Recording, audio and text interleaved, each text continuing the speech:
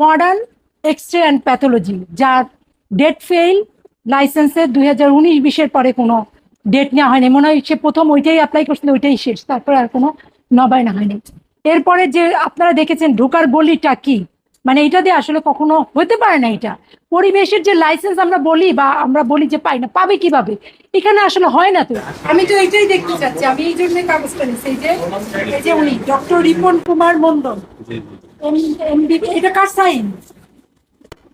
আমার রিপন কুমার মন্ডলের সিগনেচার কে দিচ্ছে? উনি তো দেয়নি। সিগনেচারটা কিভাবে হইল? এখন দিচ্ছে না, এই সিগনেচারটা কে দিল? ওনার মানে ওনার হয়ে কে দিছে আমি এটা জানতে চাই। ল্যাবের থেকে টেকনোলজি, উনি রিপন কুমার মন্ডলের ওইখানে টেকনোলজিস্ট কে ধরে নিয়ে আসেন তো একটু। ওই বেটাই রিপন কুমার মন্ডল কে? হ্যাঁ, রিপন কুমার মন্ডল না, ওই টেকনোলজিস্ট নিয়ে আসেন, ওই দিচ্ছে চিন্তা করা যায়। এই অভিযোগটা দীর্ঘদিনের, যাক আলহামদুলিল্লাহ আজকে অন্তত একটা চাক্ষুষ প্রমাণ পাওয়া গেল। ডক্টর এখানে সিগনেচার দিছে কেন? কার কথা আমাকে বলো? কার কথাই তুমি ডক্টর আগে বলো, তুমি নির্ভয় বলো, কার কথাই তুমি ডক্টর এখানে সিগনেচার দিছো বলো? ম্যাডাম আমারটা শুধু আমি দিছি। তুমি এটাও তো দিছো, আমাকে বলছে। তুমি কার কথাই দিছো? ওইদিকে টাকা লাভ নেই, বলো কার কথা। তো নাই, ও বললো তো ও দিছে, বলো তুমি। তুমি একজনের ডক্টরের জায়গায় সিগনেচার করে দিতে পারো? এটা হইলো বিবেক পরিমাণ আপনারা মানে আটপাড়ির মানে চরম সীমায় চলে গেছে। ডাক্তারের সাইনও মারতেছে না, এই ডাক্তার জানেই না মনে হয়। এই জায়গা খালি করেন, দ্রুত খালি করেন। এটা কেন দেন? এই আপা, এটা কি কারণে দেন আপনারা? ভিডিও করেন নাই ভিডিও করবো না, আপনি করতেছেন কি? মানুষের জীবন নিয়ে খেলতেছেন। আপনারা ভিডিও করবো না মানে কি? আপনি মানুষের জীবন নিয়ে খেলতেছেন, ছবি রাখেন, মানুষের জীবন নিয়ে খেলতেছেন না আপনারা। এগুলো তো আমাদেরই না, এগুলো এই কাউন্টার সিগনেচার যে ডাক্তারের সিলটা, এটা আমাদের ক্লিনিক থেকেই করেন। আপনার কথা কেন বললো? সিলেক্ট করে দেয়, আমরা সিলেক্ট করি না। আপনি পটিট করেন কেন? আপনার কথা বলতেছে, আপনি পটিট করেন যে আমি দেই নাই বলেন। আমরা সাহস থাকলে পটিট করেন, সবাই তো আচ্ছা, বাদ দেন, ও করছে ওইটা বন্ধ, এটা ও করছে, এটা তো বুঝা গেছে, ব্যাস শেষ।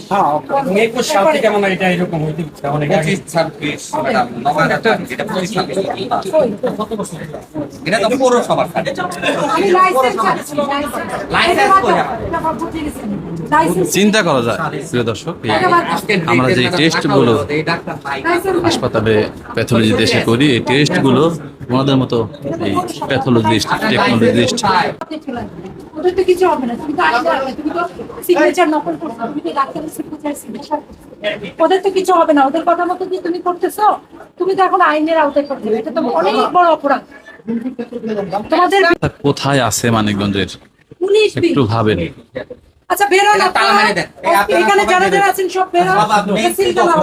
সবচেয়ে দুঃখের বিষয়, মানিকগঞ্জ সদরে একদম মানে আমাদের নাকের গোড়ায়, ঠিক আছে, মডার্ন এক্স-রে অ্যান্ড প্যাথোলজি, যার ডেট ফেইল লাইসেন্সে 2019-20 পরে কোনো ডেট নেওয়া হয়নি। মনে হয় সে প্রথম ওইটাই অ্যাপ্লাই করছিল, ওইটাই শেষ, তারপরে আর কোনো নবায়ন হয়নি।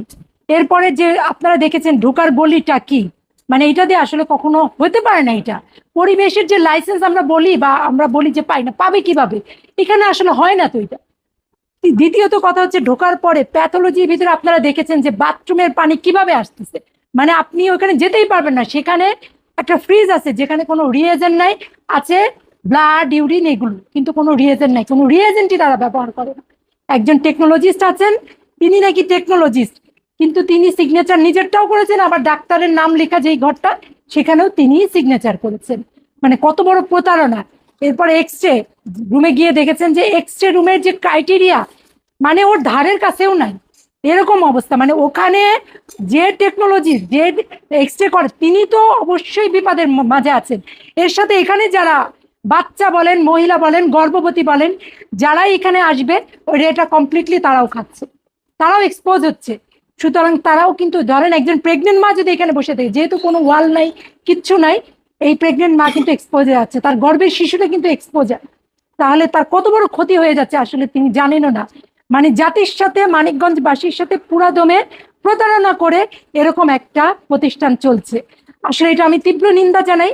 আমি আমার জায়গা থেকে চেষ্টা করছি এরা সবকিছু ঠিক করুক, আমরা আজকে এটাকে বন্ধ করে দিয়ে যাব।